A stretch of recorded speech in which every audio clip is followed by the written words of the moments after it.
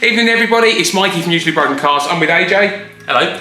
Today we're doing something a little bit different. We have been sent a code reader by Kingbolen. So this is their ladies' name equivalent. I don't want to name the brand, but it's a plug-in equivalent of a code reader and a coder.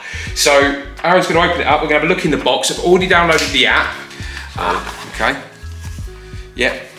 One code reader. 16-pin attachment. Now what I know on here is there is a serial number and an activation code, which won't be relevant by the time it goes live because we would have used it, but it basically activates the 12 months of coding. So one thing we have learned is compared to the other branded named one, once the 12 months expires after it's been activated, you don't lose functionality from the code reader. You can still read and clear codes, you just can't do any more programming. We're connected. Aaron literally just... Green tick. What did you do? You didn't do a lot, did you? Just press it? Clicked on that and it scanned for the... Okay, fine.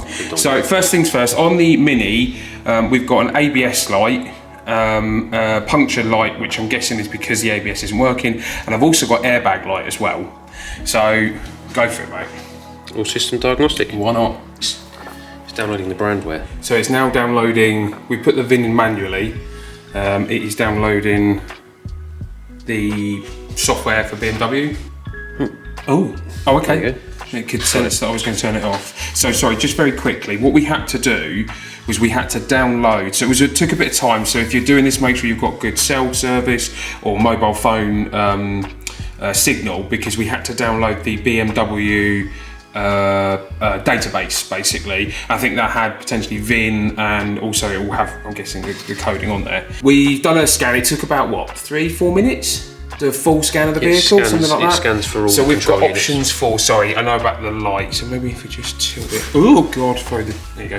So we've got health report, system scan, system selection, special function, commonly used special functions, coding and programming. So let's go to the health report first. Do bear with us, peeps. It has been a very long day. Make sure you turn your ignition on. It helps. So we're now in. Let's go manually select, shall we? Because we know there's codes in the ABS. So we are now connected to the ABS module. Yep. That is the obviously part number, and then your variant indexes with your hardware and software details. So now you're actually in the unit. So you've got the options to look at that module information, read the fault code, clear the fault code, look at live data, look at freeze frame data, which is stored at the time fault codes are registered. You've got actuator tests, which obviously means that you can turn parts of the ABS system on and off. And special functions, that will probably be bleed. Maybe so if you fitted a new ABS pump or something? Yeah, or even just a caliper, you can use it to bleed that as well. Okay. Makes the job easier. So let's just read fault code. That was quite quick. That was really quick, to be fair. So we've got 5E14 CAN connection to engine management, which is interesting because we can't communicate with the engine management. Okay. 5E5C run flat indicator. Yeah. I believe that relates to the button, but we'll have to look into that. Then we've got wheel speed sensor front right. We've got system voltage has dropped below 9 volts. Yeah. And wheel speed sensor front right. So 2 different codes for the same sensor. Okay.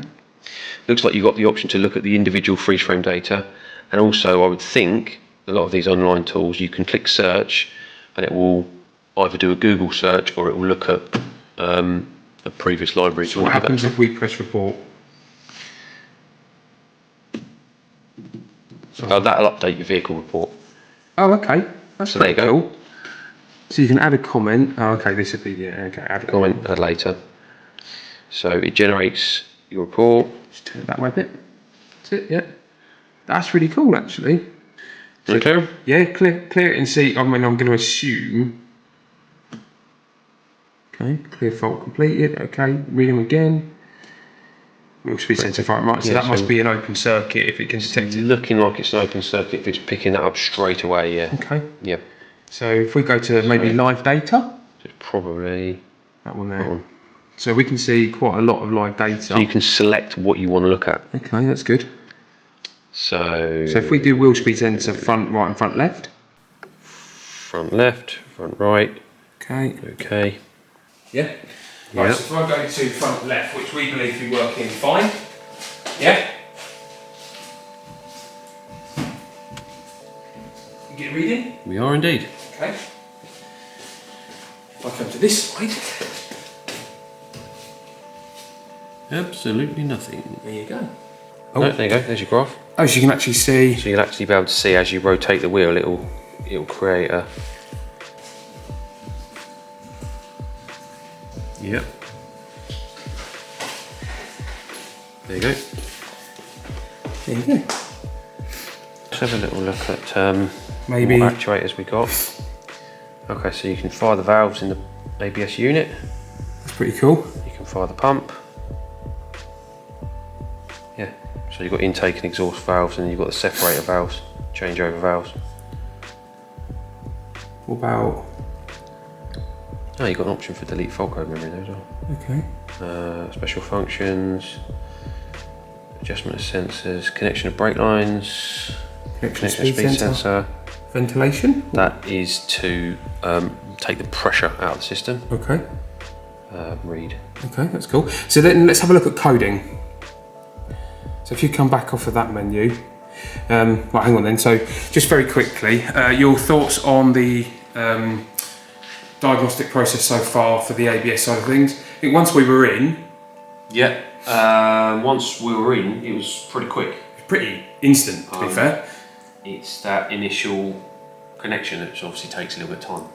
But that again could be the Mini, for whatever reason, it won't talk to the Bosch laptop either. So that's nothing, I don't think, on Kingbolen's part. No. I think that's purely down to Bosch. Maybe a CAN issue on the vehicle that's stopping the communication between engine management. Coding and programming. Yeah. INI 53. Oh, car keys. Car key memory. Okay, so coding and programming. Coding and program. Getting the VIN. Spend a lot of time looking at that screen. Okay. Okay. So we can program a new dash cluster, an immobiliser. I don't know what an EWS or KMB is. Okay, so let's have a look at, say, hang on, go to central locking. Central locking. There you go. Automatic locking after 2 minutes if not operated. You've got several options there. Selective central locking. Holding RC open button. So what does that do then? So if you click that one at the bottom. Comfort opening. Please select not active. Comfort opening. So you either have comfort opening or not active. So it's set to comfort opening. Yeah, so when you that's when we hold the unlock button. So at the moment when you hold the unlock button it drops the windows down. Right. So if you were to turn that off it wouldn't drop the windows anymore. Probably. Yeah, okay. What else have we got? Windscreen wipers? Switch back when stationary, don't know what that would do. I think you'll find that it stops the wipers going. Oh, turn that on. Possibly. Turn it on. So select active. So it's not active, so we can turn that on. There you go. Current value is just changed to active. Active, yep. That's good, because that drives me potty. Okay, so then let's do daytime running lights US. And the reason I say that is because this is the one that all the BMW boys like. So if you select active, now I think, so I've now got, Done both. okay, It probably wouldn't work, it's not compatible with the US. yeah, so you now have DRLs. Okay, yeah. As soon as you turn the ignition on, That's cool. those lights come on now. Okay. So that's something. If you're enjoying watching this video, there's a few things that you can do to help me out. Hit the subscribe button, like the video, and hit the notifications icon. Thanks for watching everybody. Now, back to the video. So we've got OBD functions, maintenance functions, vehicle coverage, inquiry. So if we go to maintenance functions, so these are all So oil reset, immobiliser reset, throttle control, DPF regens, that you can download. EGR adaptations, air level, that's a really good one, isn't it, for your 4x4s, adaptive front lighting, battery matching. So that's pretty good. So there's a lot of functionality there. History. Click on. Let's have a look at the history then. Well, that'll just so that will pull us to the mini app straight away. So if we click on that, there you go. So it jumps straight in. Straight to it. So I don't think so. I had a. Hang on. Airbags, please. We've jumped into airbags. So what are we saying, mate? So read fault code. We know that the battery positive terminal isolation And 1. what does that mean? That means we need to go and have a look at the battery. Really? Okay. Yeah. Yeah, go for it. So, yeah, I mean the initial download that we did, which obviously took a little while, That was 2 gig of data. contained a lot of data. We think that had all the main software built in. A lot of that, and then the other downloads are much smaller downloads. So you're talking literally like 70, 20 meg, 50 meg, 70 meg. So to put the rest of the makes on, which there are a lot of. yeah, I mean you've got these what we think are like hot ones, which are maybe the most common. These are ones with the orange marker. And once you get past that, then you've got pages. So many brands has got everything obscure on there that you could think of.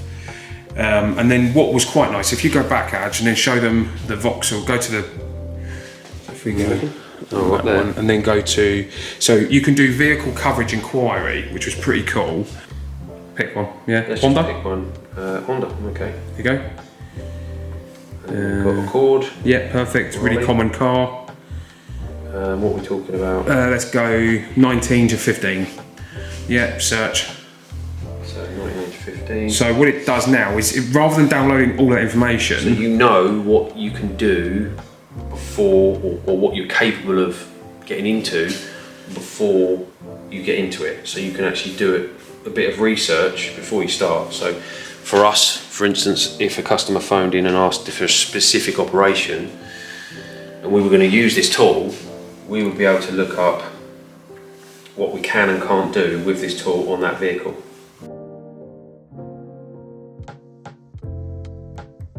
so you can do ABS sensors, brake pad maintenance mode. So brake pad maintenance mode, just explain that one, Aaron.